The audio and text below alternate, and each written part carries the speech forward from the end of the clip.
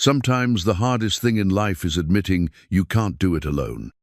Clara Bellamy knows this feeling as she watches another sunset from her empty ranch house, surrounded by all the success in the world, but with no one to share it with.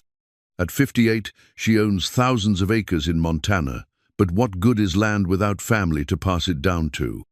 When Luke Harper, a broke cowboy with nowhere else to go, shows up at her door, Clara makes him a deal that surprises everyone. She needs sons to keep her ranch alive. He needs a home and honest work. It's simple business, nothing more. But on the harsh frontier of 1892, two lonely people discover that sometimes the most practical arrangements can grow into something beautiful. Can two people who've given up on love find it again when they're not even looking for it? Before we jump back in, tell us where you're tuning in from, and if this story touches you, make sure you're subscribed, because tomorrow I've saved something extra special for you. The morning sun cast long shadows across the Bellamy Ranch as Clara stood on her front porch, coffee cup steaming in the crisp Montana air. 5,000 acres, stretched before heralding grassland, dotted with cattle, fenced pastures that seemed to go on forever. And the distant mountains that had watched over this land since before her grandfather first drove his stake into the hard earth. At 58, she knew every ridge, every creek, every section of fence line like the lines on her own weathered hands.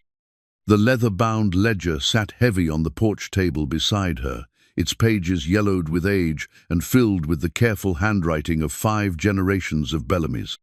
Her great-grandfather's bold script from 1847, when he'd first claimed this land. Her grandfather's meticulous records of cattle births and deaths, profits and losses through the harsh winters of the 1860s. Her father's notes about expanding the herd, building the bigger barn, surviving the terrible blizzard of 78. And then her husband, Thomas's entries, written in his steady hand until they stopped abruptly 5 years ago.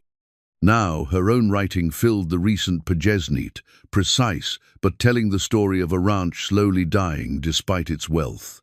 No heirs, no sons to carry on what 5 generations had built.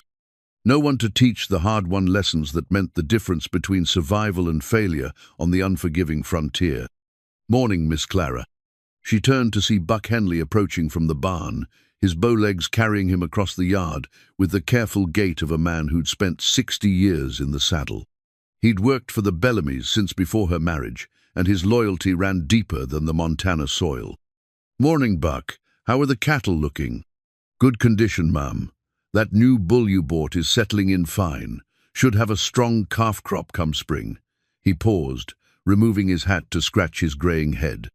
"Ma'am, if you don't mind me asking, what's this I hear about you making some kind of offer to that Harper fellow?" Clara's hand tightened on her coffee cup. News traveled fast in a territory where neighbors lived 20 miles apart. "Luke Harper seems like a decent man who's fallen on hard times. Nothing more to it than that." Buck's weathered face creased with concern. "Clara, you know I don't question your judgment, but folks in town are talking. They're saying you offered to marry him." "What folks say and what's true aren't always the same thing, Buck." "That's not an answer, ma'am." Clara walked to the porch railing, looking out over the empire that would die with her. The gold wedding band on her finger caught the morning light Thomas's ring, which she'd worn for 23 years of marriage and 5 years of widowhood. She twisted it absently, a habit that had worn a pale groove in her finger. "I'm 58 years old, Buck. When I die, what happens to all this? You think the territorial government will keep it running? You think they'll care about the winter grazing rights Thomas fought 3 years to secure, or the water rights that took his grandfather to court twice? You could sell it. To who? Some eastern investor who'll run it into the ground in 5 years? Some cattle company that'll strip the land bare and move on?" Clara's voice hardened. "This land has Bellamy blood in it. 5 generations of Bellamys have died to keep it whole." Buck was quiet for a long moment. "But marriage, Clara? To a stranger?" "Luke Harper isn't a stranger. I've been watching him work around town for the past 2 months. He's honest, hard-working, and he knows cattle. More importantly, He's young enough to father children and old enough to understand responsibility. And if he says no..." Clara's laugh held no humor. "Buck, the man hasn't had a decent meal in weeks. His horse is so thin I can count her ribs, and his boots have holes worn clean through. He won't say no." As if summoned by their conversation, a rider appeared on the horizona, lone figure on a paint mare, approaching at the steady pace of someone conserving their horse's strength. Clara recognized Luke Harper's silhouette long before she could make out his features. He sat his horse well despite the animal's poor condition, and he rode with the easy grace of a man born to the saddle. "That him?" Buck asked. "That's him." Luke Harper was not a handsome man in the conventional sense, but he carried himself with quiet dignity despite his circumstances. His face was weathered by sun and wind, lined around the eyes from squinting across vast distances. His brown hair needed cutting, and his clothes were clean but patched in several places. Most telling were his hands scarred and calloused from years of honest work, the hands of a man who'd never been afraid to get dirty. He dismounted at the hitching post and removed his hat, revealing a head of thick hair that would have been handsome if not for the grey threading through it. "Morning, Mrs. Bellamy." "Ma'am." He nodded to Buck. "Mr. Harper." Clara's voice was steady, businesslike. "I trust you've given some thought to our conversation yesterday." Luke's grey eyes met hers directly. "I have, ma'am. Might we speak privately?" Buck took the hint, touching his hat brim. "I'll be checking the north fence line if you need me, Clara." He walked away, but not before giving Luke a long, measuring look. Clara gestured to the porch chairs. "Please, sit." Luke climbed the steps with the careful movements of a man nursing sore muscles and sat across from her. This close, she could see the proud set of his shoulders, the way he held himself straight despite his worn-down circumstances. His boots were indeed worn through at the sole, and his shirt, while clean, had been mended more than once. "Mrs. Bellamy, I want to be clear about something before we go any further.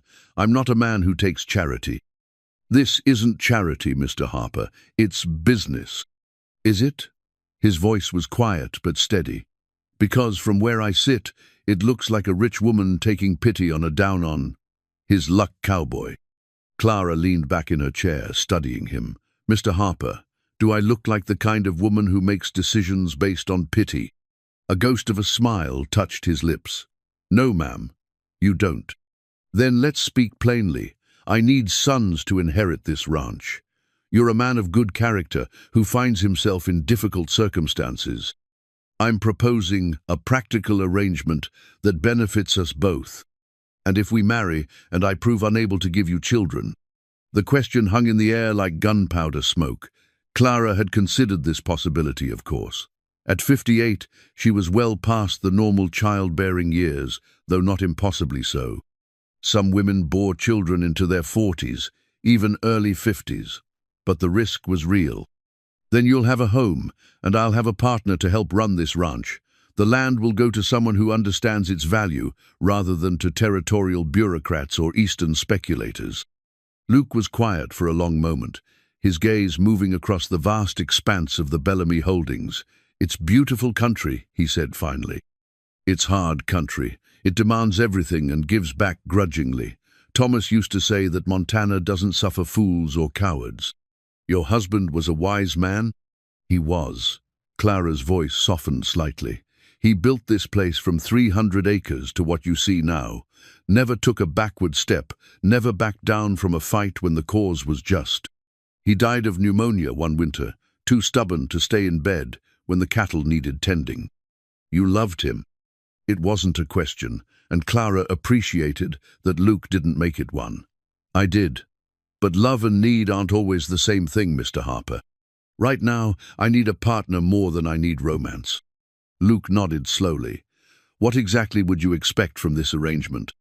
"Honest work, loyalty to this land and what it represents.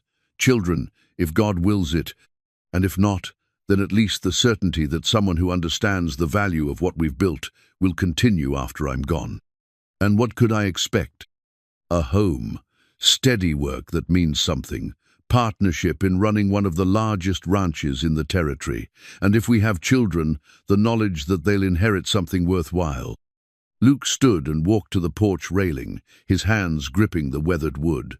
"Mrs. Bellamy, I need you to understand something. I've got nothing to offer you but hard work and honest dealing. No money, no property, no family name worth mentioning. My father was a cowboy who died when I was 12, and my mother took in washing to keep us fed. I've spent my whole life working other men's cattle on other men's land." "Mr. Harper, please, let me finish." He turned to face her. "I'm 43 years old, and I've never owned anything more valuable than my horse and saddle. There've been times like these past few months when I've wondered if that was all I'd ever amount to, a drifter with no roots, no future, no legacy." Clara waited, sensing he had more to say. "What you're offering, it's more than I ever dared hope for, a chance to build something, to matter. But I need to know that you understand what you're getting. I'm not a gentleman rancher or a businessman. I'm just a working cowboy who knows cattle and isn't afraid of hard labor." "Mr. Harper," Clara said quietly, "gentlemen ranchers and businessmen built most of the failed ranches scattered across this territory. What I need is someone who understands that success out here comes from sweat and determination, not from pretty words or fancy ideas." Luke was quiet for a long moment. "There's something else you should know. I was married once, about 15 years ago. Her name was Sarah. She died in childbirth, along with our son." The words hung heavy between them. Clara felt something twist in her chest, not jealousy, but recognition of shared loss. "I'm sorry," she said simply. "After that, I told myself I'd never marry again, never risk that kind of pain. But sitting here, looking at what you've built, thinking about the possibility of having something that matters." He shook his head. "Maybe it's time to stop running from the chance of building something good." Clara rose and joined him at the railing.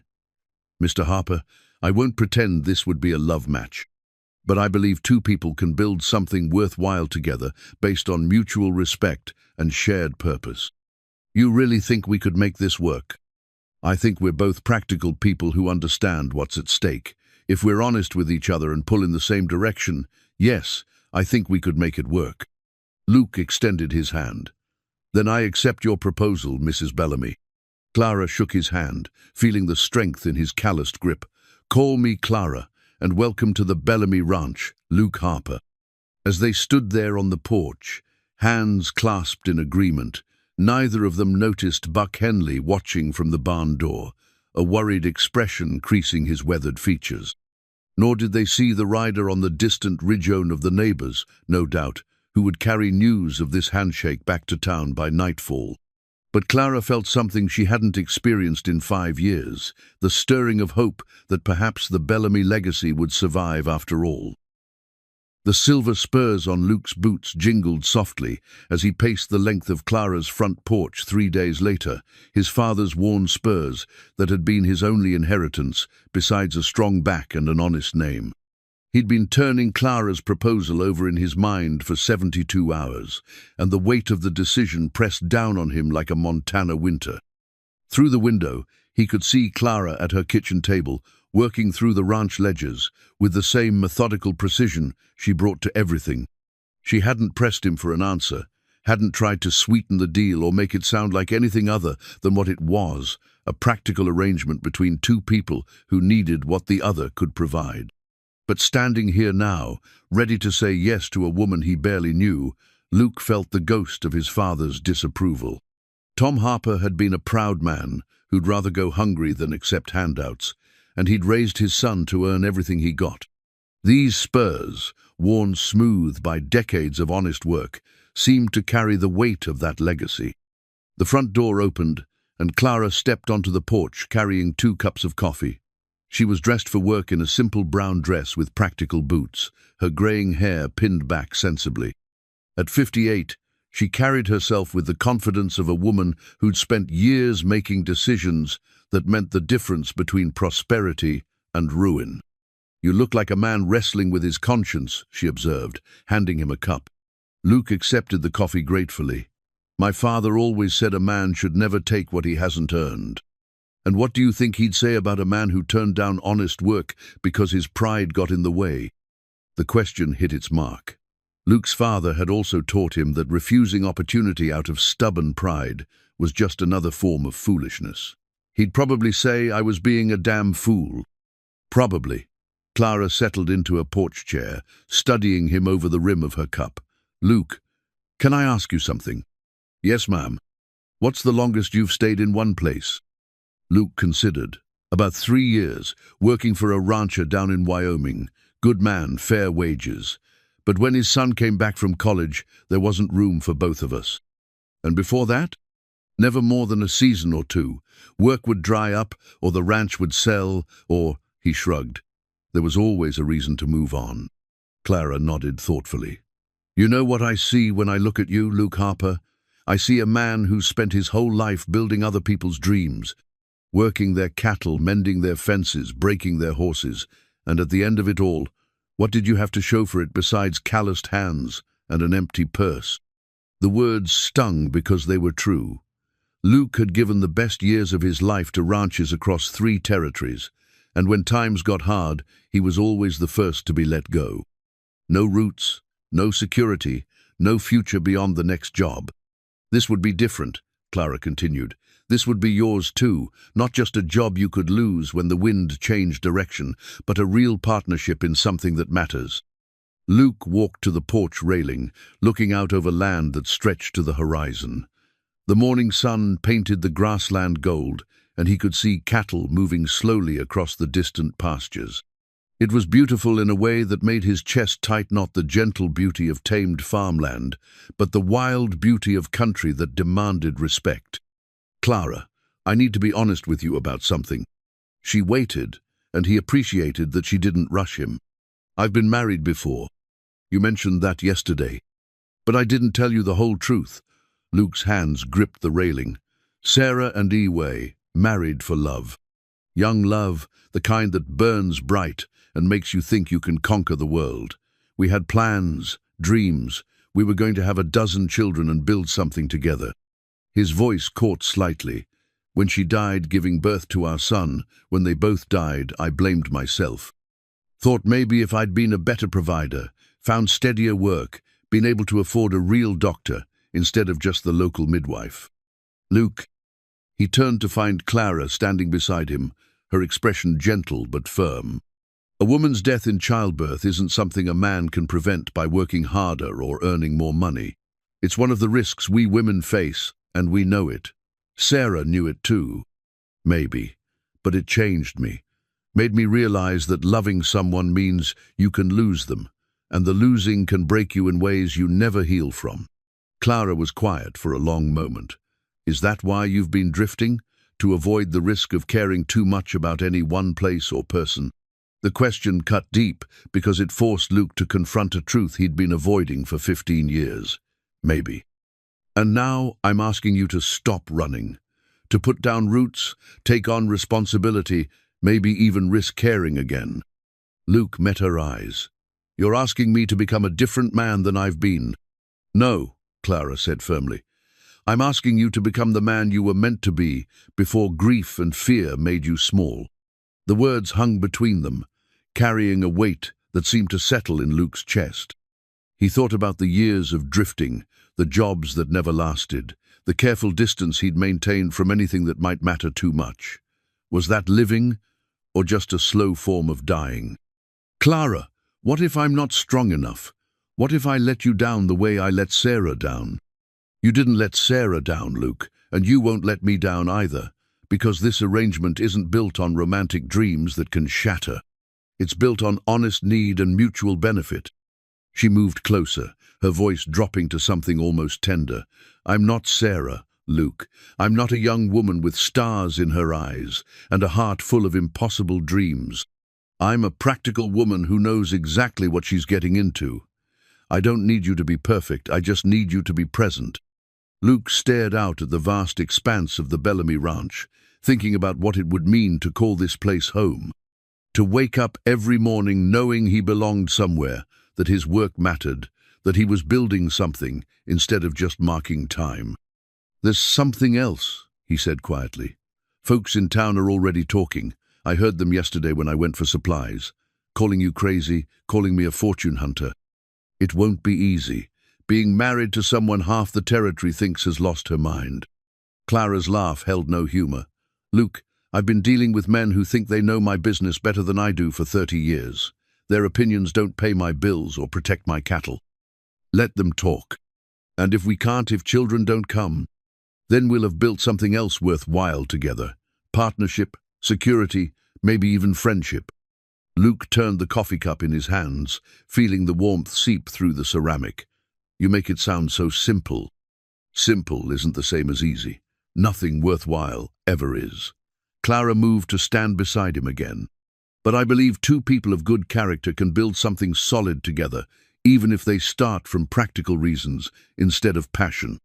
The sun was climbing higher now, burning off the morning mist and revealing the full scope of the Bellamy holdings.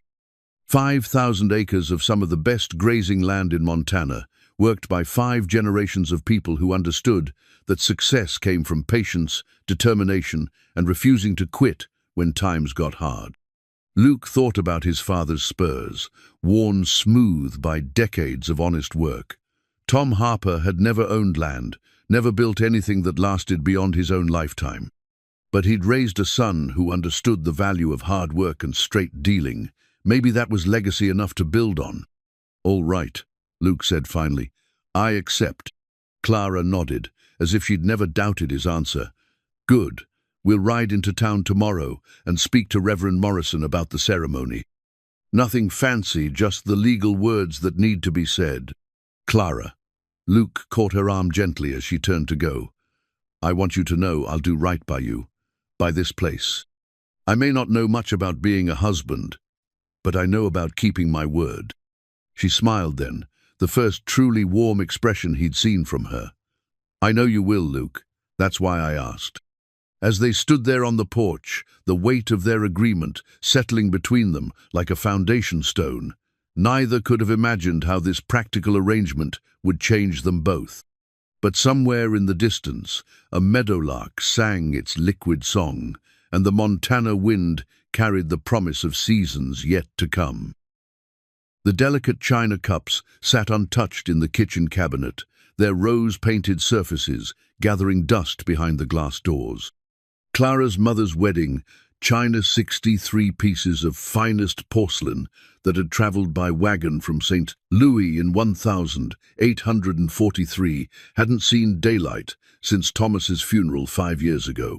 They belonged to a softer world, one where women wore pristine dresses and served tea in parlours, not one where a ranch owner wore men's boots and drank coffee from sturdy ceramic mugs. But as Clara prepared breakfast on Luke's first morning as her husband, she found herself glancing at those forgotten cups. The simple ceremony 3 days ago had been witnessed by Buck, Reverend Morrison, and old Mrs. Peterson from the general store. No flowers, no fancy dress, just 2 practical people speaking legal words that would bind their lives together. Yet something had shifted in the house's atmosphere, as if the walls themselves knew they were no longer sheltering a solitary woman. Luke appeared in the kitchen doorway at exactly 6 o'clock, his hair still damp from washing at the basin, his shirt clean but worn soft from years of use. He moved carefully through the space, like a man trying not to disturb something fragile. "Morning," he said quietly. "Morning. Coffee's ready, and breakfast will be done shortly." He poured himself coffee from the pot on the stove, adding neither sugar nor cream. "Smells good. I haven't had a home-cooked meal in months." Clara flipped the eggs in the iron skillet, conscious of him standing behind her. The kitchen suddenly felt smaller with another person in it, more crowded but also more alive. "I hope you're not expecting fancy cooking. I make simple food that fills a working man's belly." Simple food sounds perfect.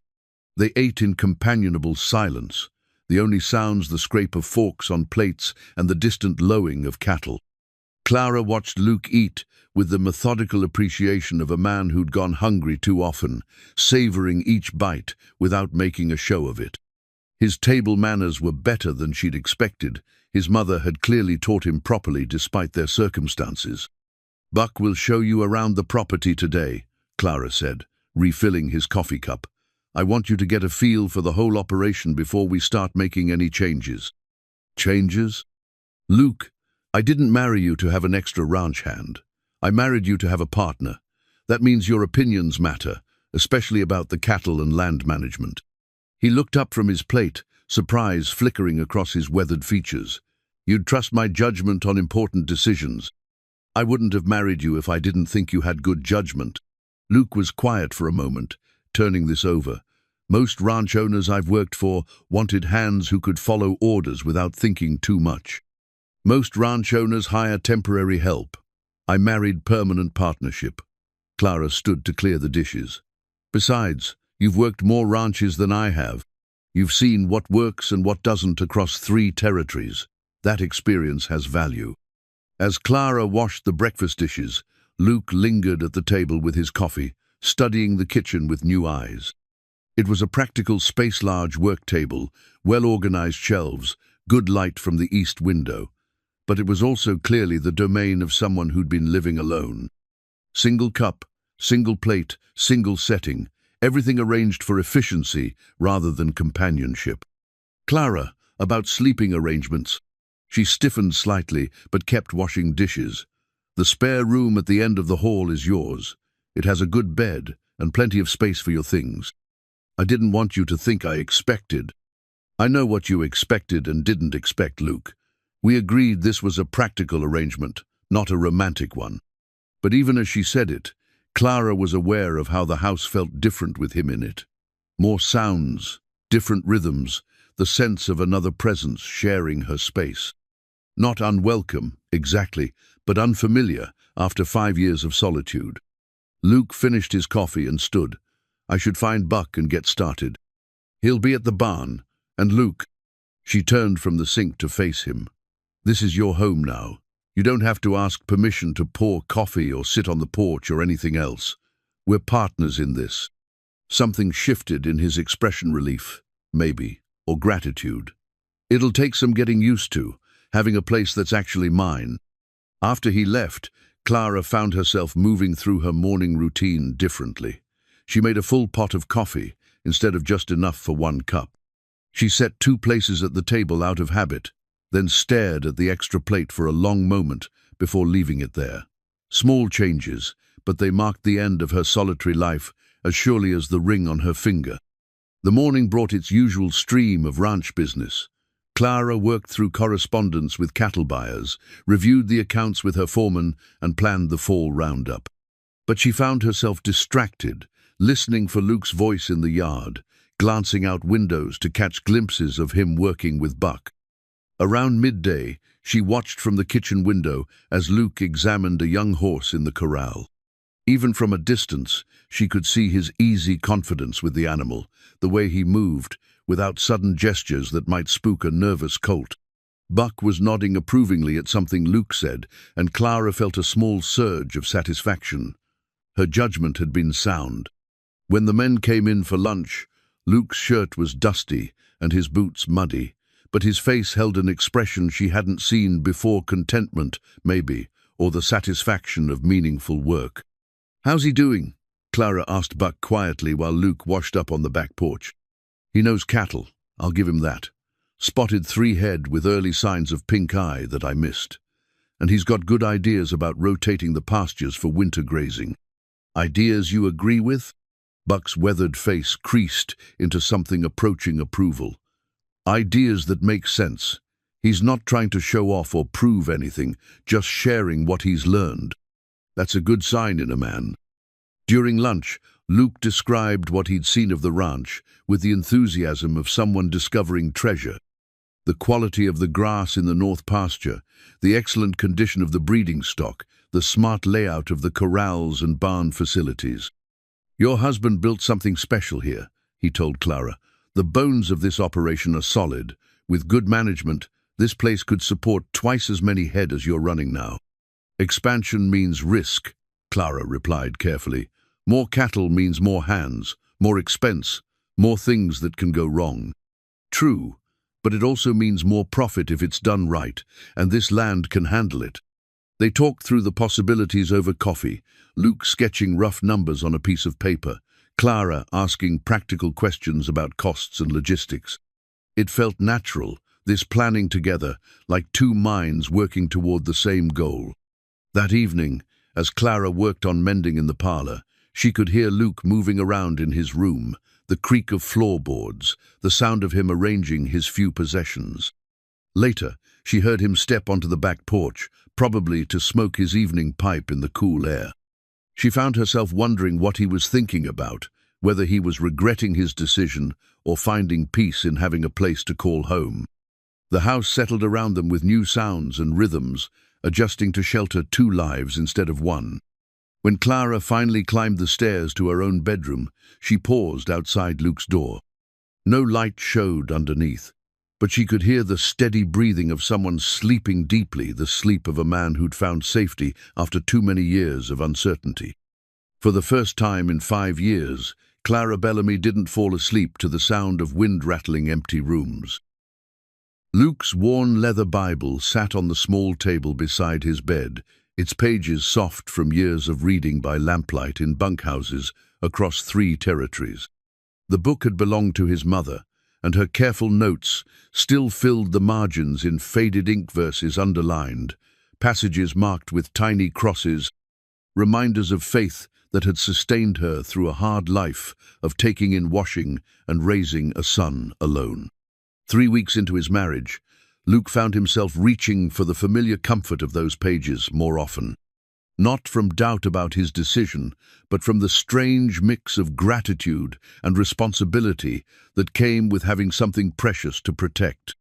Each morning, he read a passage before heading out to work, his mother's voice echoing in his memory, with lessons about character, duty, and treating others with respect. The morning routine had settled into something comfortable. Clara would have coffee ready when he came down at 6, and they'd eat breakfast together while discussing the day's work. She was a good cook, simple, hearty food that stuck to a man's ribs, and Luke had put on weight for the first time in months. More than that, he'd begun to sleep through the night without the restless awareness that had marked years of temporary beds in borrowed spaces. "The Hendersons are coming for dinner on Sunday," Clara announced over morning coffee, not quite meeting his eyes. "Margaret's been after me for months to have them over, and I thought now that we're married it might be time." Luke set down his cup carefully. In 3 weeks, they'd had no social visitors beyond Buck and the ranch hands. He'd begun to think Clara preferred their isolation. "You want to show off your new husband?" "I want people to see that this arrangement is working." Clara's voice carried a hint of defensiveness. "There's been talk in town. Some of it isn't kind." "What kind of talk?" Clara rose to refill her coffee, her movements sharp with irritation. "The usual nonsense. Margaret Henderson thinks I've lost my mind, marrying a drifter half my age." "I'm not half your age. And her husband thinks you're after my money. Then there's Sally Morrison, who's convinced you'll abandon me the moment something better comes along." Luke absorbed this quietly. He'd expected gossip, but hearing the specific accusations still stung. "And what do you think?" Clara turned to study his face, her grey eyes searching. "I think if you were after easy money, you wouldn't be up before dawn mucking out stalls and mending fence. And if you planned to abandon me, you wouldn't have spent last week building that new chicken coop without being asked." The chicken coop had been his idea, a practical addition that would provide fresh eggs and maybe a little extra income from selling surplus to neighbors. Clara had mentioned wanting one years ago, but Thomas had always found more pressing projects. Luke had built it in his spare time, working by lamplight after the day's regular chores were done. "So you want the Hendersons to see that we're what? Happy?" "I want them to see that we're managing just fine." Clara sat back down, her expression softening slightly. "Luke, I know this isn't a conventional marriage, but it's ours, and it's working. People need to understand that." Over the following days, Luke found himself paying attention to details he'd previously ignored. The way Clara organized her household, the respect the ranch hands showed her, the careful balance she maintained between authority and fairness. She ran the ranch with the same methodical precision she brought to everything else. But Luke began to notice the small kindnesses too. How she always made sure the hands had hot coffee on cold mornings, How she remembered to ask about Buck's arthritis. How she never criticized a man in front of others, even when correction was needed.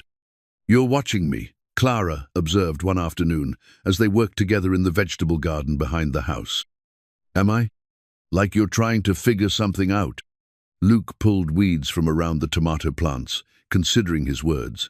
"I suppose I am. 3 weeks ago, I thought I understood what I was getting into.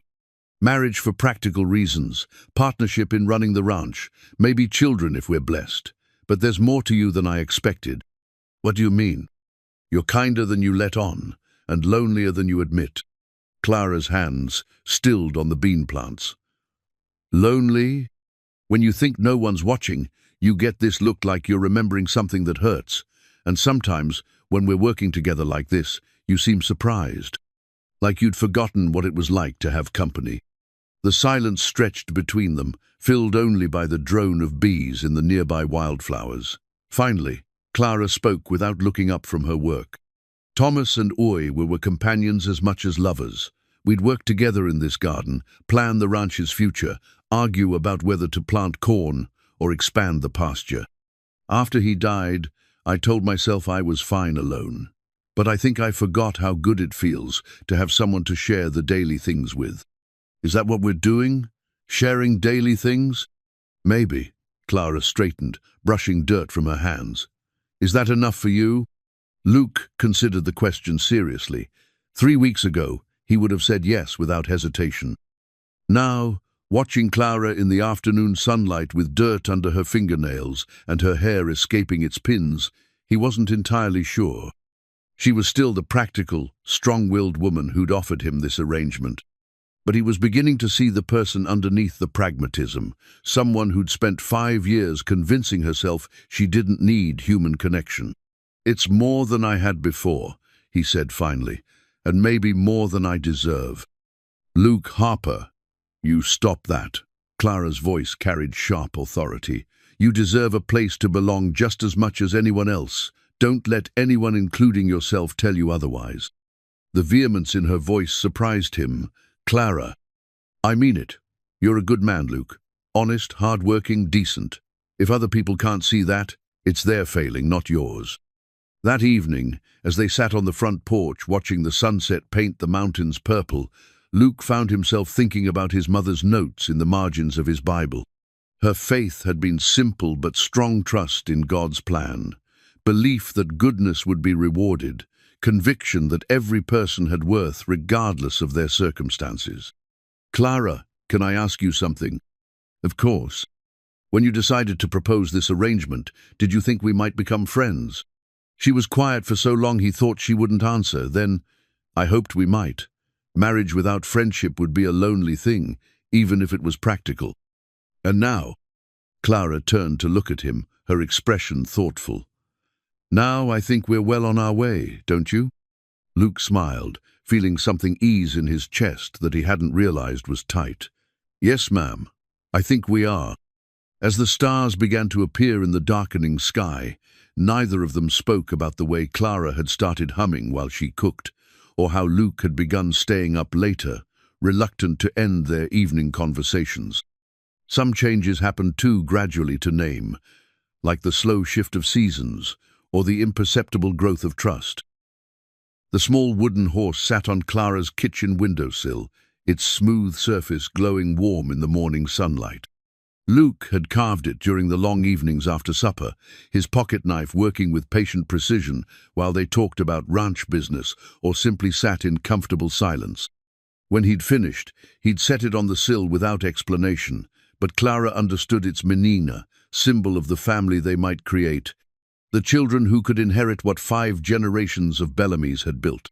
6 weeks into their marriage, that carved horse had become a talisman of sorts, a daily reminder of possibilities that felt both thrilling and terrifying. Clara found herself glancing at it while preparing meals, wondering if she was too old for the dreams it represented, whether her body could still carry a child, whether Luke truly wanted the family he'd helped her envision. The test came on a grey October morning when Buck burst through the kitchen door without his usual knock, his weathered face tight with worry. "Clara, we've got trouble," Big trouble. Luke looked up from his breakfast, instantly alert. What kind of trouble? Fletcher's men cut our fence line in 3 places during the night. They've moved about 50 head of our cattle onto disputed land between our spreads. Clara set down her coffee cup with deliberate calm, but Luke could see the tension in her shoulders. Which land? The section by Willow Creek. You know, the piece your husband and Fletcher argued about for years. Luke had heard about James Fletcher's neighbor to the east, who'd been trying to expand his holdings by claiming sections of Bellamy land through legal technicalities and aggressive tactics. Thomas Bellamy had held him off through sheer stubbornness and superior knowledge of territorial law. But with Thomas gone, Fletcher had apparently decided to test the widow's resolve. How many men did Fletcher have? Luke asked. Buck saw at least 6 riders, Clara answered before Buck could respond. Fletcher's not stupid enough to try this with anything less than overwhelming force. Luke pushed back from the table, his expression grim. Then we get our cattle back. It's not that simple, Clara said. Fletcher will claim the cattle wandered onto open range, that his men were just gathering strays. Without proof of the fence cutting, it's his word against ours. But you said Buck saw. Buck's been with this family for 30 years. Fletcher will say he's biased, maybe even claim Buck cut the fence himself to create an excuse for conflict. Luke stared at her, recognizing the careful calculation in her voice. This wasn't Clara's first encounter with Fletcher's tactics. So what do we do? Clara stood slowly, her face settling into the expression Luke had learned meant she was preparing for war. We ride out there and handle it. An hour later, Luke found himself riding beside Clara and Buck toward the disputed section, with 4 of their best hands following behind.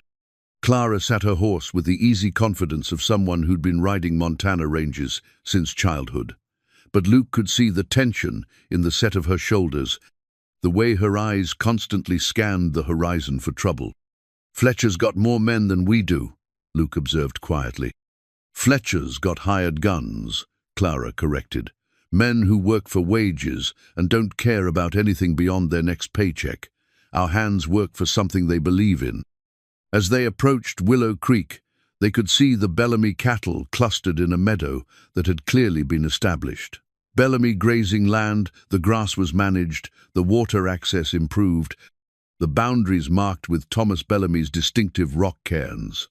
But Fletcher's men were also visible, 6 riders positioned strategically around the herd.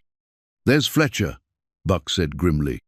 James Fletcher was a big man gone to fat, with the soft hands and pale complexion of someone who preferred negotiating to actual ranch work. He rode an expensive horse with silver-trimmed tack, and his clothes marked him as a man more comfortable in saloons than on the range. But his eyes were shrewd and calculating, and Luke could see why he'd been a persistent thorn in the Bellamy family's side. Mrs. Harper, Fletcher called out as they approached, his voice carrying mock courtesy. Congratulations on your recent marriage. I hope your new husband understands what he's gotten himself into.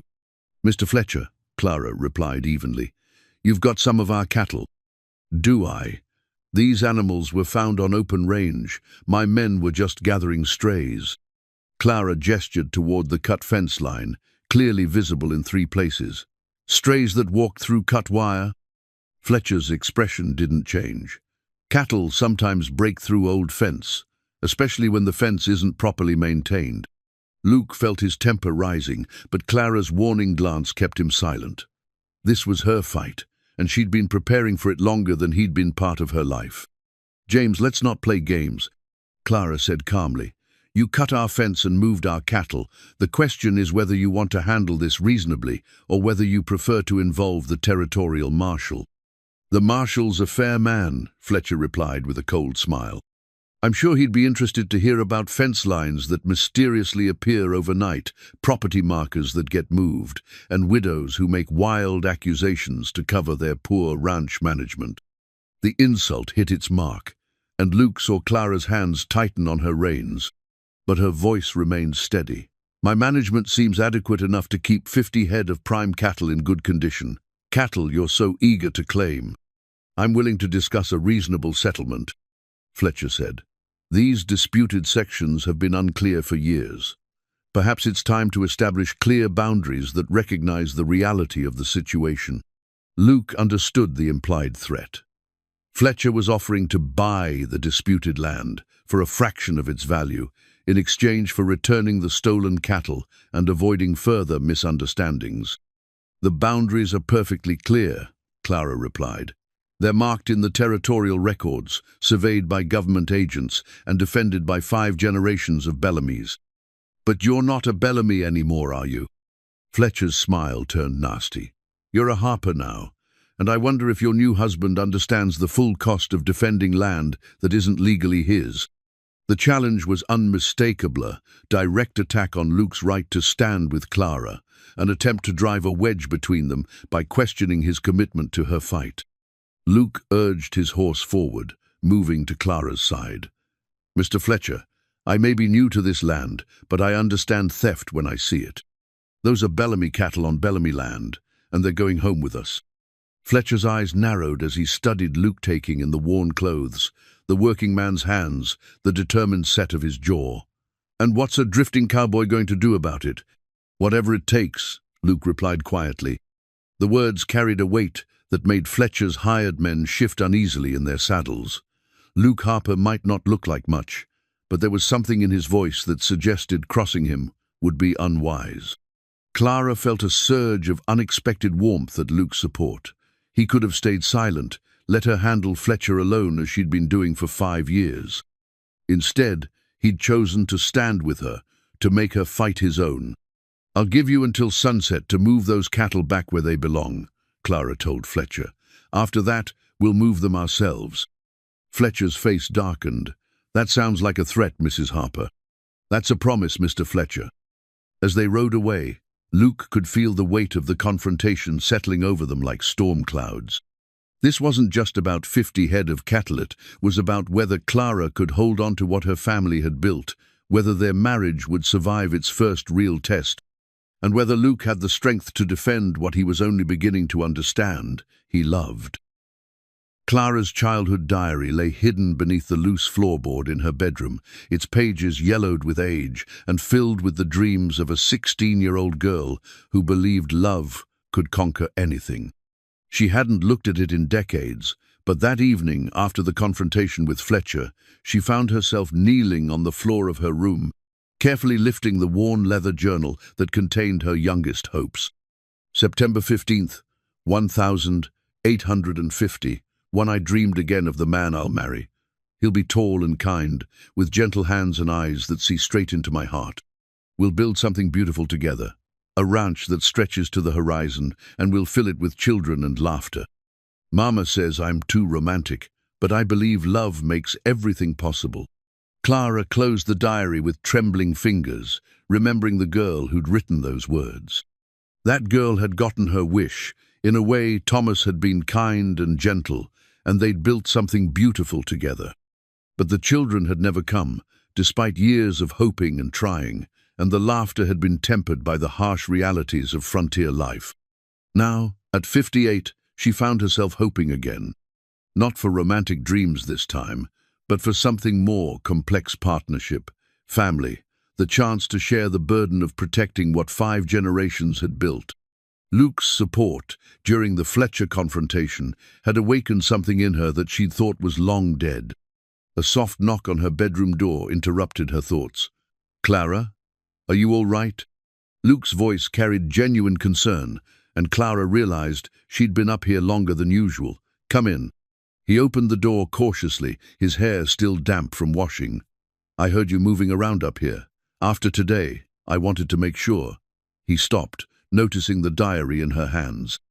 "I'm sorry, I didn't mean to intrude." "You're not intruding." Clara set the diary aside, suddenly self-conscious. "I was just remembering some things."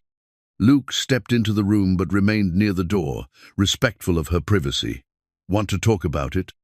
Clara studied his face in the lamplight, weathered, but kind, patient in the way of someone who'd learned not to rush important conversations.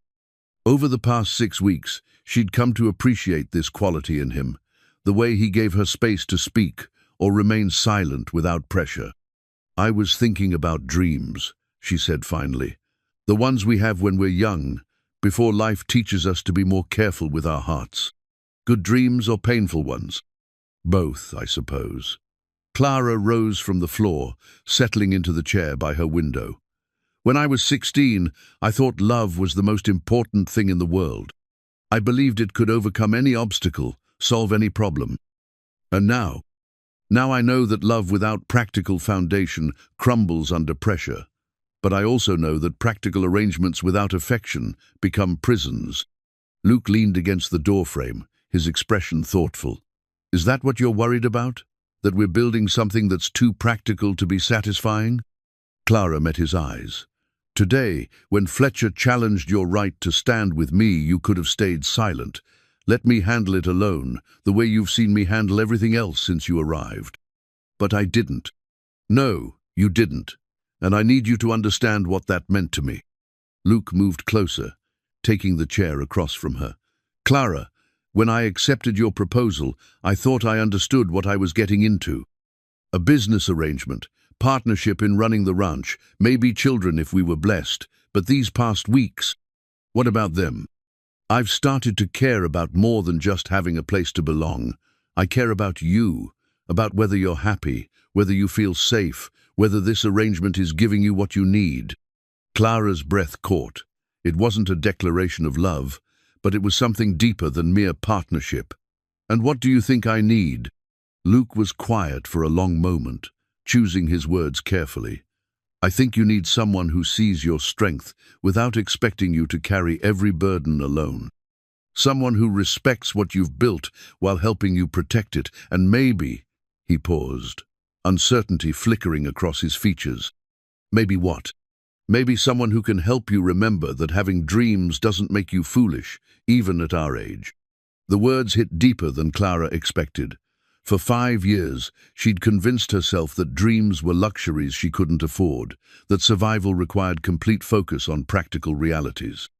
But Luke's presence had begun to soften that rigid thinking, making space for possibilities she'd forgotten she wanted. "Luke, I need to tell you something, about Thomas and me." He waited, sensing the importance of what she was about to share. "We tried for children for 15 years, month after month, year after year, hoping and failing. The doctor finally told us it wasn't likely to happen, that some women simply aren't meant to bear children. Clara, when Thomas died, I told myself it was for the best, that I was too old, too set in my ways, too focused on the ranch to be anyone's mother. But seeing you carve that little horse, thinking about the possibility of children again, it scares me. Because you might not be able to conceive? Because I might hope again, and hope makes you vulnerable." Luke leaned forward, his voice gentle. "Vulnerability isn't always weakness, Clara. Sometimes it's just the price of caring about something worthwhile." Clara looked out the window, at the dark expanse of the ranch, thinking about the cattle they'd faced down Fletcher to protect, the land that represented everything her family had worked to build. "Today, when you stood with me against Fletcher, I realized something. I don't just want a partner to help run this ranch. I want someone who understands that this place is worth fighting for, worth protecting, worth passing on to the next generation. And you think I understand that?" "I think you're beginning to." Clara turned back to him. "The question is whether you're prepared for what that might mean. Fletcher won't give up. This was just the first test." Luke's expression hardened. "Let him come. This is our land, our life. I won't let anyone take it from us." The word "us" hung in the air between them, carrying weight neither had expected when they'd first made their practical arrangement. Somewhere in the weeks of shared meals and evening conversations, of working together and planning for the future, they'd stopped being two separate people sharing convenience and started becoming something more. "Clara, can I ask you something?" "Of course." "That diary, does it have anything about second chances?"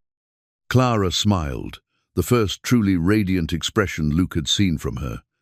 "As a matter of fact, it does. The girl who wrote it believed that life always offers second chances to people brave enough to take them." "And what do you believe now?" Clara stood and moved to the window, looking out at the land that had shaped 5 generations of her family. In the distance, she could see lights in the bunkhouse, where their hands were probably discussing the day's confrontation, planning for tomorrow's work, confident that their employers would protect what they'd all built together. "I believe that girl might have been wiser than I gave her credit for," Clara said softly, "and I believe that sometimes the most practical thing you can do is trust your heart." As Luke said goodnight and returned to his own room, Clara carefully placed the diary back beneath the floorboard. But this time, she didn't feel like she was hiding her dreams. She felt like she was protecting them, keeping them safe until she was ready to let them grow into something real. The legal document arrived on a Tuesday morning in November, delivered by a nervous-looking clerk from the territorial capital who kept glancing over his shoulder as if he expected trouble. Clara accepted the official envelope with steady hands, but Luke noticed the slight tremor in her fingers as she broke the wax seal. Inside was a copy of Thomas Bellamy's will not, the version they'd probated 5 years ago, but an earlier document dated 6 months before his death. The covering letter from a Helena law firm explained that this will had been discovered in the firm's files during an office renovation, and territorial law required that all versions of a deceased person's will be examined to determine which represented their final wishes. Luke watched Clara's face drain of color as she read the document's contents. Her lips pressed into a thin line, and her hands began to shake in earnest. "What is it?" he asked quietly. Clara set the papers on the kitchen table with careful precision, as if they might explode if handled roughly. "Thomas had a son." The words hung in the air like gun smoke. Luke stared at her, not comprehending. "A son from his first marriage, before he met me. His name is Daniel Bellamy, and according to this will, he inherits everything, the ranch, the cattle, the house, all of it." Luke picked up the document, scanning the legal language that spelled out the destruction of everything they'd built together. "But the will we probated left everything to me, yes, but this one is dated more recently." Clara's voice was eerily calm, the tone of someone in shock. "If it's valid, then the will we probated was superseded. Everything I've believed for 5 years, very thing we've planned for, it's all been built on a lie." Luke read through the document carefully, his heart sinking with each paragraph. The language was clear and specific.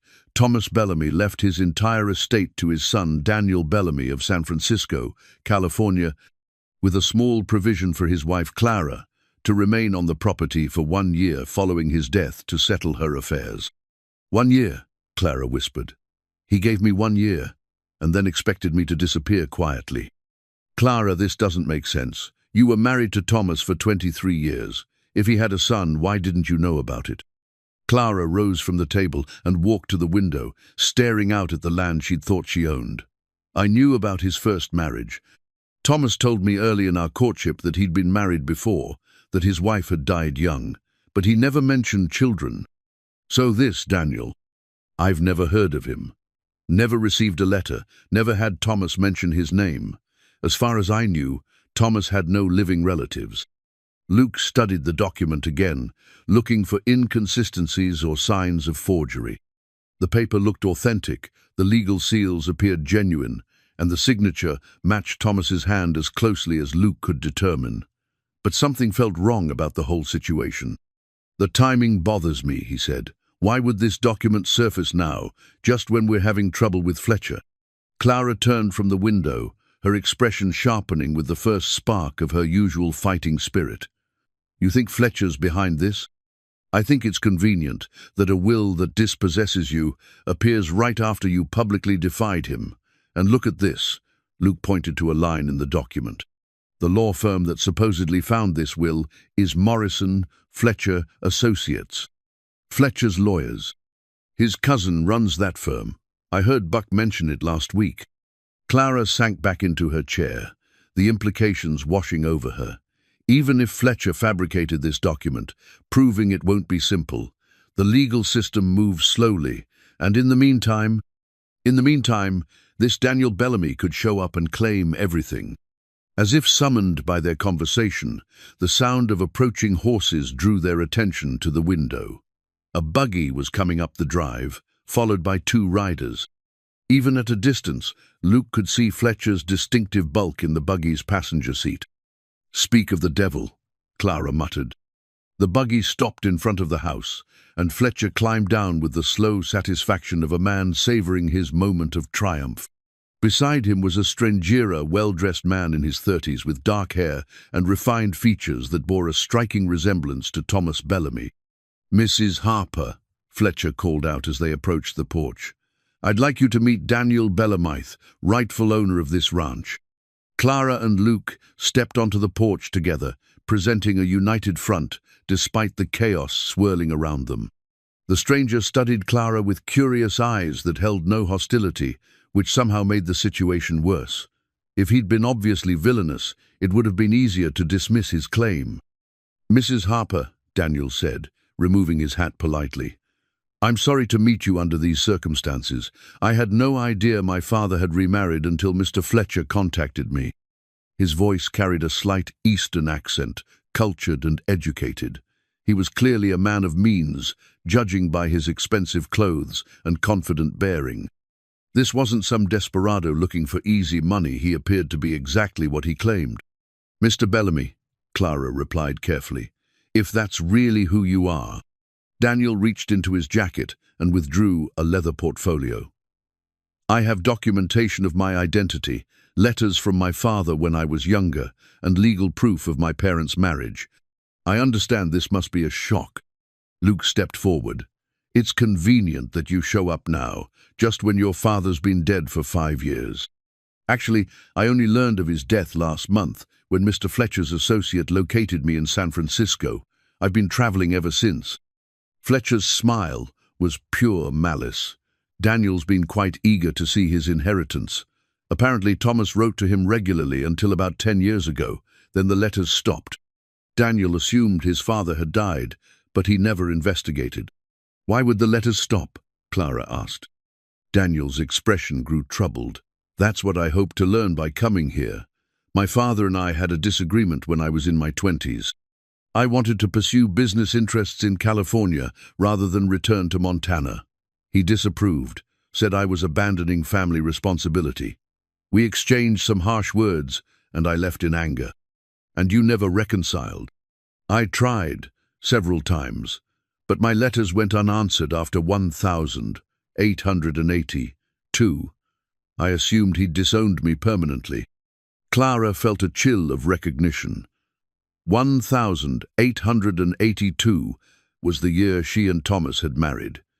Had Thomas hidden his son's attempts at reconciliation? Had he chosen to cut ties with his only child rather than complicate his new marriage? "Look," Daniel continued, "I didn't come here to throw anyone out into the cold. From what Mr. Fletcher tells me, you've done an admirable job managing the ranch. I'm prepared to offer you fair compensation for your work and help you relocate comfortably." "How generous," Luke said dryly. Fletcher stepped forward, his earlier courtesy evaporating. "Let's be clear about the situation, Mrs. Harper. Daniel is Thomas Bellamy's legitimate heir. This ranch belongs to him by right of birth and legal inheritance. You've been living here on borrowed time." Clara studied Daniel's face, looking for some sign of deception or malice. But she saw only a man who appeared genuinely uncomfortable with the situation, someone who'd stumbled into an inheritance he'd never expected. "I need time to verify these claims," she said finally. "Of course," Daniel agreed. "I've arranged to stay in town while this gets sorted out legally. I hope we can resolve this amicably." After they left, Clara and Luke sat in their kitchen in stunned silence. The carved wooden horse still gleamed on the windowsill, but now it seemed to mock their dreams of building a family and legacy together. "Clara," Luke said gently, "even if his claim is legitimate, this is still your home. We can fight this." Clara shook her head slowly. "Luke, if Daniel really is Thomas's son, then he has every right to this land.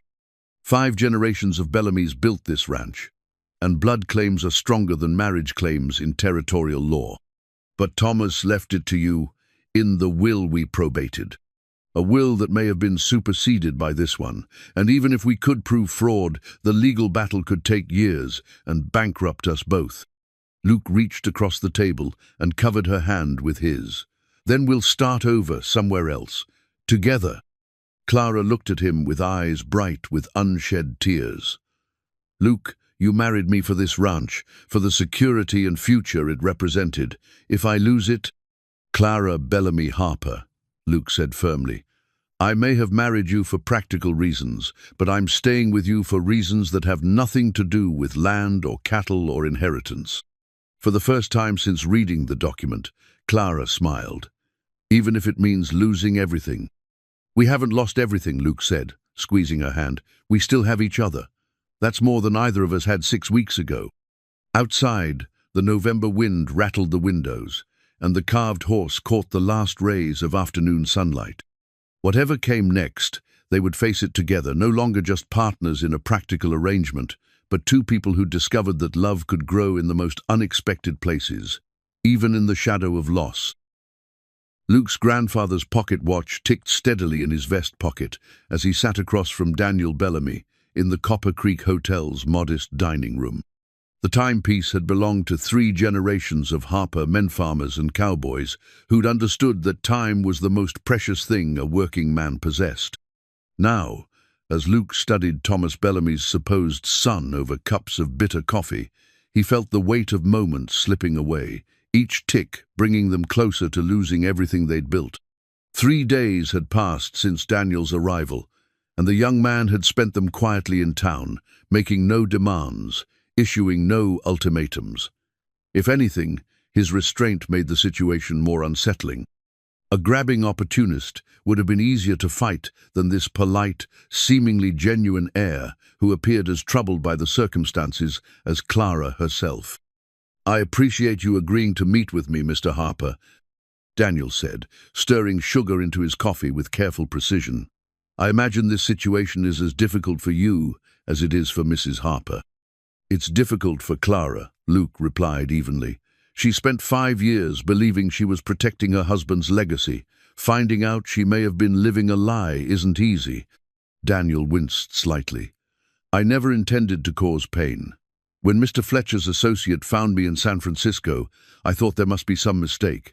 I'd assumed my father died years ago. Luke studied the younger man's face, looking for tells the slight eye movements or facial tensions that might indicate deception.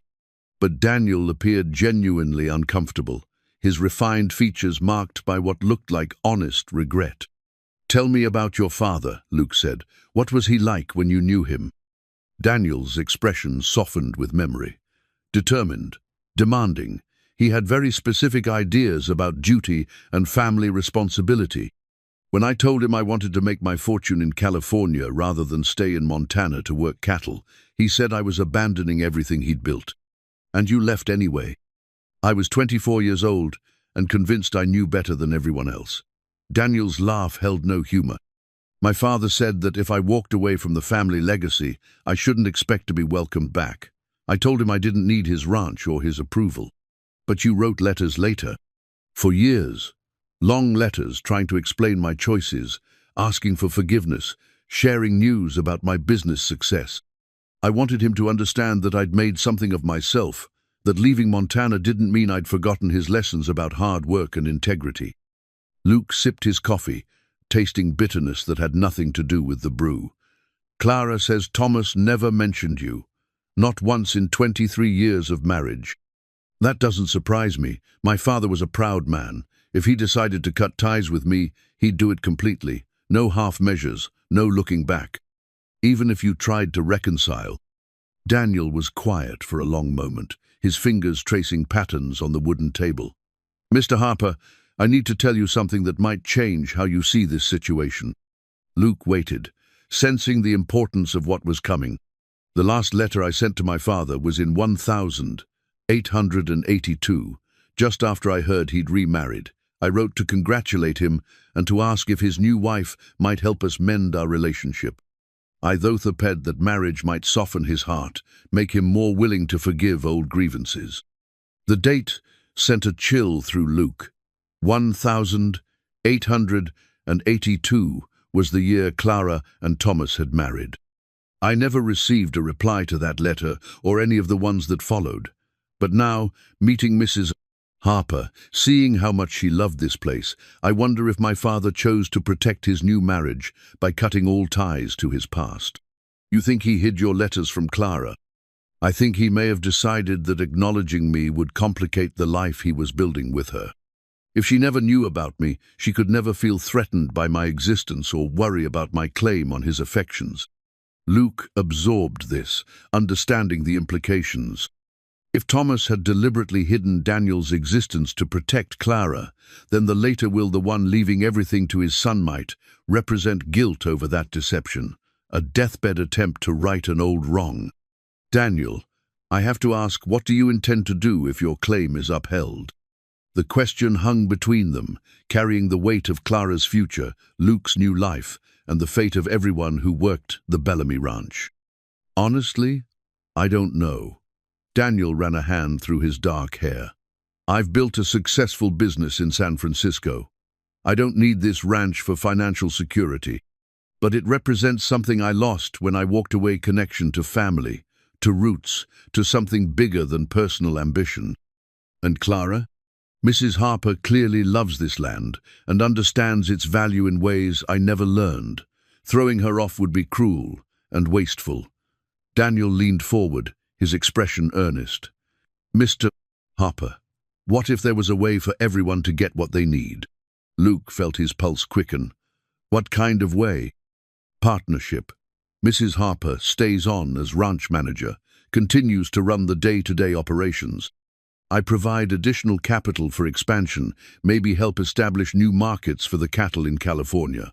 We split the profits fairly, and when Mrs. Harper is ready to retire, we negotiate the future based on circumstances then. It wasn't a terrible offer, Luke had to admit. Clara would keep her home and her role. The ranch would have resources for growth, and Daniel would get his connection to family legacy without destroying lives. There's one problem with your plan, Luke said. What's that? Clara isn't just the ranch manager. She's the heart of that place, the keeper of 5 generations of family history. Making her a junior partner in something she's protected and built for decades, that's not partnership, it's charity with better packaging. Daniel's face flushed. I'm trying to find a solution that works for everyone. No, you're trying to salve your conscience while taking what you want. If you really cared about honoring your father's legacy, you'd recognize that Clara is that legacy now. She's the one who kept it alive, who fought off threats, who built it into something that would make Thomas proud. And where does that leave me? Daniel's voice carried a note of frustration. I'm Thomas Bellamy's son. This ranch is my birthright. Birthright, Luke's tone hardened. You told me yourself that you walked away from this place, rejected everything it represented. You spent 20 years building a life that had nothing to do with Montana, or cattle, or family legacy. Now you want to claim birthright. People change, Mr. Harper. Perspectives evolve. Maybe, or maybe, you're a successful businessman who sees an opportunity to acquire valuable property at the cost of an aging woman's dreams. Daniel's composure cracked slightly. That's not fair. Fair? Luke stood, tossing coins on the table to pay for his coffee. Daniel, let me tell you what's fair. Fair is Clara spending 5 years thinking she was protecting her husband's legacy, only to discover she might have been living a lie. Fair is learning that the man she loved and trusted may have hidden the existence of his own son. Fair is having her future, our future, depend on legal documents that conveniently appeared just when her neighbor was looking for ways to take her land. You think I'm working with Fletcher? I think Fletcher contacted you because he saw an opportunity to get rid of Clara using legal means instead of violence. Whether you're a willing partner or just a convenient tool doesn't change the result. Luke moved toward the door, then stopped and turned back. Daniel, I believe you're probably exactly who you claim to be. I even believe you have legal right to this ranch. But having the right to do something doesn't make it the right thing to do. And what would be the right thing? That's something you'll have to figure out for yourself. but I'll tell you this, if you try to take that ranch from Clara, you'll have to go through me. And I'm not nearly as reasonable as she is." That evening, Luke found Clara in the barn, brushing down her mare with methodical strokes that spoke of nervous energy needing outlet. The familiar ritual seemed to calm her, and Luke waited quietly until she acknowledged his presence. "How did your meeting with Daniel go?" she asked without looking up. "About like you'd expect. He seems genuine, but that doesn't make this situation any less devastating." Clara set down the brush and leaned against her horse's neck, drawing comfort from the animal's solid warmth. "I've been thinking about what he said about Thomas hiding his letters. Part of me wonders if I ever really knew my husband at all." Clara: 23 years of marriage, Luke. How do you hide the existence of your own child for 23 years? What kind of man does that? Luke moved closer, his voice gentle. Maybe the kind of man who loved his new wife so much he was willing to sacrifice his relationship with his son to protect it. Maybe the kind of man who made a terrible choice for what he thought were good reasons. Or maybe the kind of man who was capable of deception on a scale I never imagined. The pain in her voice cut through Luke like a blade. He wanted to comfort her, to promise that everything would work out, but the situation offered no easy reassurances. "What are we going to do?" Clara asked. Luke pulled the pocket watch from his vest, feeling its familiar weight. Time was running out for them to find a solution, to mount a defense, to salvage something from the wreckage of their dreams. "We're going to fight," he said simply, "not just for the ranch, but for the right to build something together, for the right to honor what we've started here." Clara looked up at him, her eyes bright with unshed tears. "Even if we lose everything." "Clara, 3 months ago I had nothing but a worn-out horse and a handful of coins. Now I have you and a purpose worth fighting for. That's not nothing, that's everything." As they stood together in the warm barn, surrounded by the comfortable sounds of horses and the familiar scents of hay and leather, both knew that the coming days would test everything they'd built together. But they also knew they wouldn't face that test alone. The original Bellamy ranch deed lay spread across the kitchen table like a battle map, its edges brown with age and its careful script faded but still legible. Clara traced her finger along the surveyor's marks that had defined her family's holdings for nearly 50 years, remembering her grandfather's stories about the day he'd first claimed this land from the territorial government.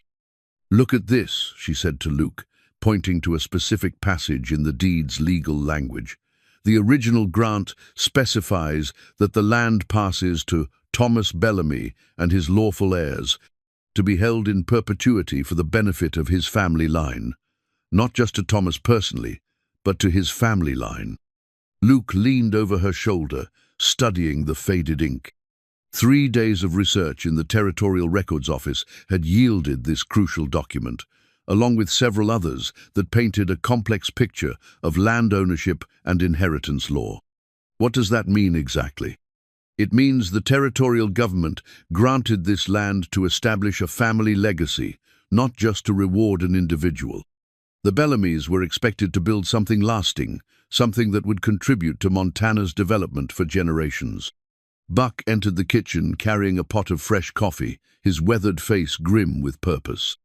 At 65, he'd decided that losing the ranch meant losing everything that had given his life meaning, and he'd thrown himself into their legal research with fierce determination. "Found something else," he announced, setting down a stack of yellowed papers.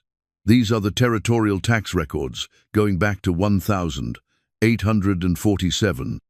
Every year, without fail, someone from the Bellamy family paid the taxes on this land. Even during the worst year's drought, cattle disease, economic panic, the taxes got paid." Clara examined the records, seeing her family's history written in columns of figures.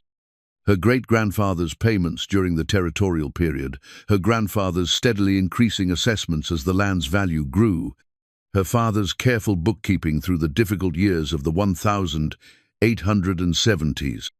"And here," Buck continued, pointing to entries from the past 5 years, "are your payments, Clara, every quarter paid in full, always on time. You've invested more of your own resources in maintaining this property than Thomas ever did." Luke understood the implications immediately. You're saying Clara has a stronger legal claim than Daniel based on continuous stewardship. I'm saying that territorial law recognizes what's called equitable ownership, Buck replied. Someone who invests their own labor and resources in maintaining property for years can establish rights that supersede even blood inheritance. Clara felt a flutter of hope, but years of fighting for survival had taught her to be cautious. That's assuming we can prove Daniel's claim is fraudulent, or that the will is invalid. About that, Luke said, producing another document from their research pile. I found something interesting in the territorial marriage records. He spread out a copy of Thomas Bellamy's first marriage certificate, its official seal still visible despite the document's age. Thomas married Margaret Sullivan in 1856. She died in 1858. But look at this. He pointed to a notation in the margin. The record shows she died in childbirth, but there's no corresponding birth record for any child. Clara studied the document carefully. No birth record? I checked every registry in the territory. If Daniel Bellamy was born in Montana, there should be some official record of his birth. But there isn't. Buck grinned with satisfaction, which means either he was born somewhere else, or he doesn't exist as Thomas Bellamy's son, Clara finished. The possibility hung in the air like gunpowder smoke. If Daniel wasn't really Thomas's son, then his entire claim was based on fabricated documents. But proving fraud would require more than the absence of birth records. There's something else, Luke said quietly. I've been thinking about the timing of everything. Daniel shows up just days after our confrontation with Fletcher. The will conveniently surfaces from Fletcher's cousin's law firm. And Daniel himself, he's too perfect, too polished, too eager to appear reasonable. Clara nodded slowly, like someone coached him on exactly how to present himself. Fletcher's smart enough to know that sending in an obvious villain wouldn't work. But a sympathetic heir with a legitimate grievance, that's much harder to fight. Buck stood and walked to the window, looking out at the ranch buildings where their hands were going about the morning work. So what's our plan? We can't just hope Daniel's claim falls apart on its own. Clara rose and joined him at the window, watching the familiar rhythm of ranch life continue, despite the chaos threatening to destroy it all. Men who'd worked for the Bellamys for decades, who'd trusted that their loyalty would be rewarded with security, who had no idea their livelihoods hung in the balance of legal documents and inheritance disputes. We make our stand, she said finally. We present our evidence to the territorial judge and force them to examine every piece of Daniel's claim. If he's really Thomas's son, then we'll accept that and negotiate the best terms we can. But if this is fraudif, Fletcher thinks he can steal our land using a hired actor and forged documents, then we make sure everyone knows it. Luke moved to stand beside her, his presence solid and reassuring. And if we lose? Clara looked at him, seeing the man who'd chosen to fight for their future, even when he had no legal obligation to do so. Then we lose together, and we start over somewhere else. But Luke, I want you to know that whatever happens, these past months with you have been worth fighting for. Clara, let me finish. I married you for practical reasons, but I'm fighting for us now because I love you. Because somewhere between your first morning in my kitchen and this moment, you became the most important thing in my life. The words hung between them, carrying the weight of everything they stood to lose and everything they'd already found together. Outside, the November wind rattled the windows, but inside the kitchen, surrounded by the documentary evidence of 5 generations of Bellamy stewardship, they felt ready to face whatever came next. The new wedding ring gleamed in the morning sunlight as Luke slipped it onto Clara's finger, the simple gold band he'd crafted himself in the barn during the long evenings of their legal preparation. Unlike the ornate ring, Thomas had given her a symbol of romantic dreams and promises that had proven fragile. This ring was plain, honest, and made by hands that had learned to love her through shared work and quiet devotion. I wanted you to have something that came from us, Luke said softly as they stood on the courthouse steps, waiting for the territorial judge to arrive. Something that represents what we've built together, not what we inherited from the past. Clara twisted the ring on her finger, feeling its unfamiliar weight beside Thomas's band, which she'd finally moved to her right hand the night before. For 5 years, she'd worn her first husband's ring as armor against loneliness and uncertainty. Now she wore it as a reminder of love's complexity, how it could be both gift and burden, truth and deception, legacy and trap. "Whatever happens in there," she said, nodding toward the courthouse, "I want you to know that these months with you have been the happiest of my adult life, not because they were easy, but because they were honest." The courthouse filled slowly as word spread through town about the morning's proceedings. Judge Harrison had agreed to hear testimony regarding Daniel Bellamy's claim, though he'd made it clear that territorial law favored blood inheritance over spousal rights in most circumstances.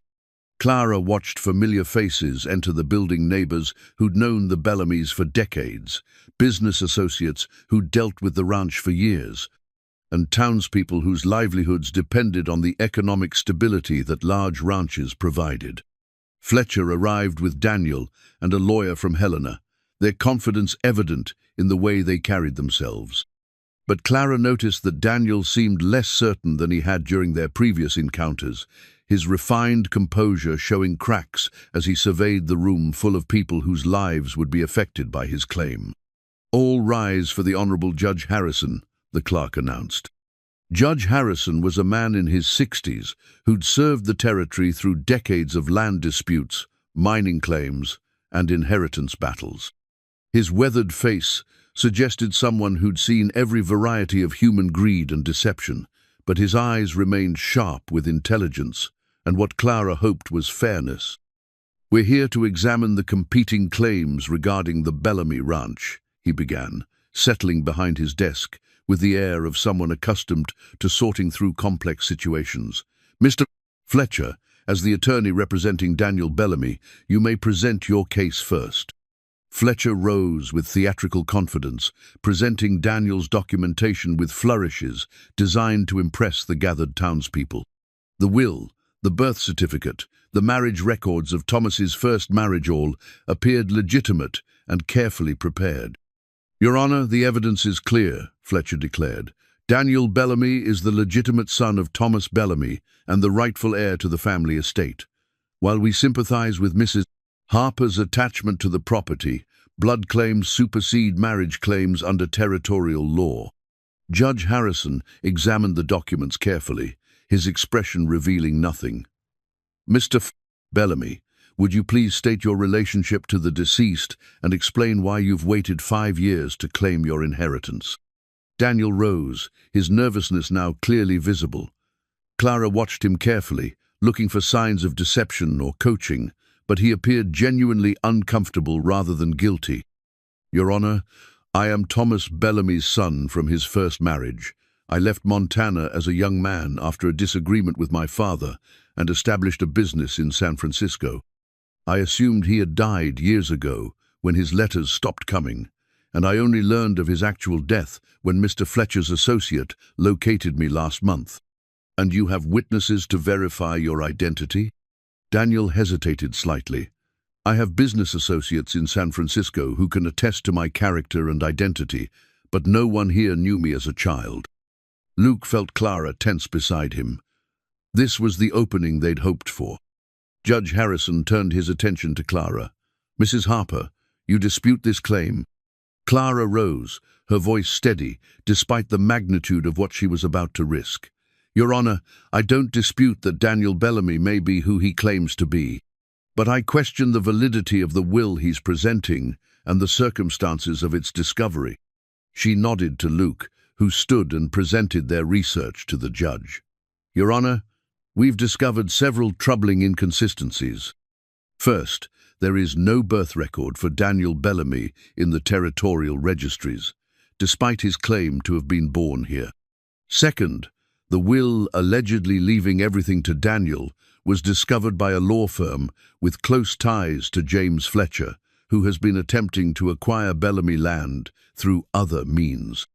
Third, territorial tax records show that Clara Bellamy Harper has personally invested more of her own resources in maintaining this property than Thomas Bellamy ever did. Fletcher's confident expression began to crack. "Your Honor, these are desperate accusations from a woman facing the loss of property she never legally owned."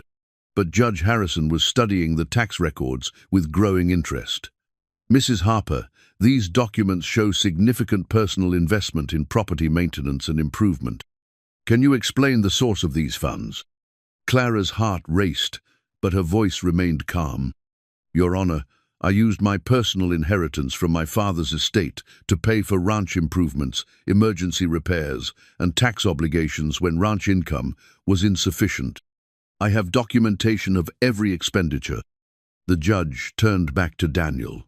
"Mr. Bellamy, if you are indeed Thomas Bellamy's son, can you explain why there is no territorial record of your birth?" Daniel's composure finally cracked completely. "Too was told I was born here, but perhaps the records were lost, or—" He stopped speaking abruptly, his face pale with what looked like dawning realization. For the first time, Clara saw not a confident heir, but a confused man who might have been as deceived as anyone. Judge Harrison's voice cut through the sudden silence. "Mr. Fletcher, I'm going to need to examine these documents more carefully before making any ruling. This hearing is adjourned until I can verify the authenticity of all claims presented today." As the courtroom emptied, Clara felt Luke's hand squeeze hers, the new ring warm against her skin. They had won a reprieve, but the battle was far from over. The baby's cradle sat in the corner of Clara and Luke's bedroom, its smooth pine surfaces gleaming with the careful attention Luke had devoted to every joint and curve. He'd built it during the winter evenings after Judge Harrison's ruling, working by lamplight, while Clara rested her hand on the gentle swell of her belly and read aloud from the territorial newspaper. At 59, she carried their child with the quiet wonder of someone who'd stopped believing in miracles years ago. 1 year had passed since the judge's final decision, a ruling that had shocked everyone except Clara herself. Daniel Bellamy was indeed who he claimed to be, but the will leaving him the ranch was a forgery created by Fletcher's associates using genuine legal documents as templates. The real Daniel had been as much a victim as Clara, manipulated by Fletcher's promises of easy inheritance into believing he was reclaiming his birthright. The revelation had come when Judge Harrison's investigation uncovered the truth. Thomas Bellamy had never written a second will. The document that surfaced in Fletcher's cousin's law firm was an elaborate fabrication, designed to dispossess Clara through legal means when Fletcher's other tactics had failed. Daniel, confronted with evidence of the deception, had broken down completely and revealed Fletcher's role in locating him and coaching his presentation. But the judge's ruling had gone beyond simply dismissing Daniel's claim. Based on Clara's continuous investment in the property, her successful stewardship of the ranch, and the territorial law's recognition of equitable ownership, he'd ruled that Clara's rights to the Bellamy estate were absolute and uncontestable. More than that, he'd awarded her damages from Fletcher's assets to compensate for the stress and legal expenses of fighting the fraudulent claim. Fletcher himself now faced charges of fraud and conspiracy, his reputation in ruins, and his own ranch mortgaged to pay legal judgments. The man who'd spent years trying to expand his holdings through aggression and deception had lost everything through his own overreach. "She's moving again," Clara said softly, her hand pressed against her side as she watched Luke put the finishing touches on the cradle's rocking mechanism. Luke set down his tools and moved to kneel beside her chair, his weathered hand joining hers on the curve of their child. At 6 months, the pregnancy was unmistakable, and Clara bloomed with a contentment that transformed her entire demeanor. The practical, guarded woman who'd proposed marriage for business reasons had become someone softer, more open, radiant with happiness she'd never expected to experience. "Hard to believe," Luke said, his voice filled with wonder. 6 months ago, I thought my life was over. Now you're going to be a father at 44 and a ranch owner besides." Luke smiled, still adjusting to the reality of his transformed circumstances. Judge Harrison's ruling had not only confirmed Clara's ownership of the ranch, but had also recognized Luke's rights as her husband and partner. The legal documents now listed them as joint owners, a partnership built on love rather than convenience. "Buck thinks it's a boy," Clara continued. "Says the way I'm carrying reminds him of his sister when she was expecting her sons. And what do you think?" Clara's hand stilled as the baby shifted inside her. "I think it doesn't matter. Boy or girl, this child will grow up knowing they belong somewhere, that they have roots and purpose and parents who love them." Through the bedroom window, they could see the ranch spreading out in the late afternoon sunlight. The cattle were fat and healthy, the buildings well-maintained, the fences strong. But more than that, the place hummed with the contentment that came from secure ownership and clear purpose. The hands worked with the confidence of men whose jobs were secure. The neighbors treated the Harpers with the respect due to successful ranchers, and the territorial government had certified their ownership beyond any future challenge. A knock on the front door interrupted their quiet moment. Luke rose to answer it, returning a few minutes later with a letter bearing official seals. "From the territorial capital," he said, handing Clara the envelope. She opened it carefully, her eyes widening as she read the contents. "They're offering us additional land, the section Fletcher forfeited as part of his legal judgment. They want to know if we're interested in expanding our holdings." Luke whistled softly. The disputed section contained some of the best grazing land in the county, plus water rights that would be invaluable during dry years. Adding it to their existing ranch would make them one of the largest landowners in the territory. "What do you think?" Clara asked. Luke considered the offer, thinking about the challenges and opportunities it would represent. More land meant more responsibility, more hands to hire, more cattle to manage. But it also meant greater security for their growing family and a legacy that would endure for generations. "I think," he said slowly, "that Thomas Bellamy would be proud of what you've built here, and I think our child deserves to inherit something even greater than what we received." Clara smiled, her hand moving to cover his. "Then we accept, we expand, we build something that will last." That evening, as they sat on the front porch watching the sunset paint the mountains purple, Clara reflected on the journey that had brought them to this moment. A year ago, she'd been a lonely widow convinced that practical arrangements were safer than emotional risks. Now she was a wife, soon to be a mother, partner in a thriving ranch that would provide for generations of their descendants. "Luke," she said softly, "do you ever regret answering my advertisement?" Luke chuckled, remembering the awkward woman who'd offered him marriage like a business proposition. "Clara, I never answered any advertisement. I just showed up at your door looking for work." "I know, but do you regret that I made you a different offer?" Luke looked at her, hair loose around her shoulders, face glowing with pregnancy and contentment, hand resting protectively over their unborn child, and marveled at how love could grow in the most unexpected places. Regret marrying the strongest, smartest, most beautiful woman in Montana? Regret finding a home and a purpose and a family all in one place? He shook his head. "Clara Harper, I've never regretted a single moment since the day you decided we needed each other." As the stars began to appear in the darkening sky, they sat together in comfortable silence, listening to the sounds of their ranch settling into evening quiet. In the distance, a meadowlark sang its liquid song, and the Montana wind carried the promise of seasons, yet to come seasons, they would face together, as partners, as lovers, as parents, to the child who would continue the legacy they'd built from love, determination, and the simple recognition that sometimes the most practical thing you can do is trust your heart.